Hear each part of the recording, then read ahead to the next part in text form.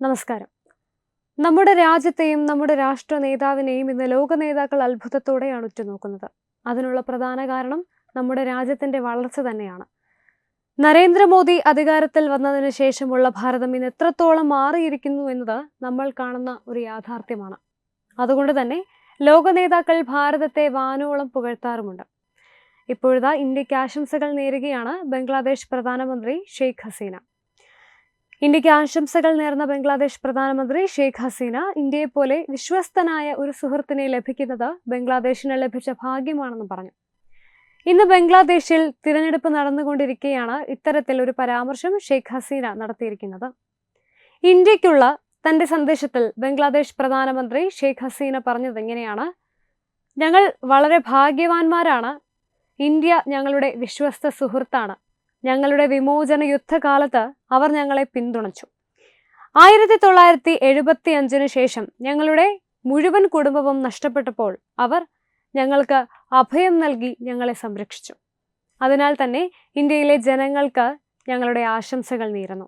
1975 നടന്ന കൂട്ടക്കൊലയിൽ തന്റെ കുടുംബം നഷ്ടപ്പെട്ട ഭീകരതയും പ്രധാനമന്ത്രി ഹസീന ഓർത്തെടുത്തു.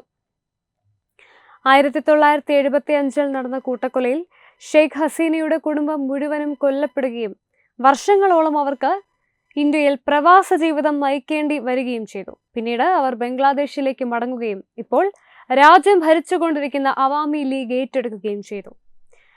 നടന്നുകൊണ്ടിരിക്കുന്ന പൊതു തെരഞ്ഞെടുപ്പിൽ വോട്ട് രേഖപ്പെടുത്തിയതിനു ശേഷം രാജ്യത്തിന്റെ വികസനത്തിന് ജനാധിപത്യത്തിന്റെ പ്രാധാന്യം ഊന്നിപ്പറയുകയും കഴിഞ്ഞ വർഷങ്ങളിൽ തന്റെ സർക്കാർ ജനങ്ങളുടെ ജനാധിപത്യ അവകാശങ്ങൾ സ്ഥാപിച്ചിട്ടുണ്ട് എന്നും ഹസീന പറഞ്ഞു. നമ്മുടെ രാജ്യം പരമാധികാരവും സ്വാതന്ത്ര്യവുമാണ്.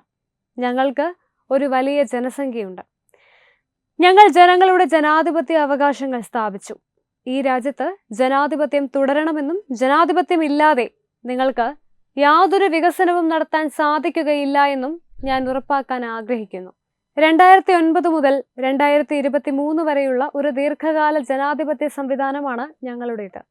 അതുകൊണ്ടാണ് ബംഗ്ലാദേശ് ഇത്രയും നേട്ടമുണ്ടാക്കിയതെന്നും അവർ പറഞ്ഞു.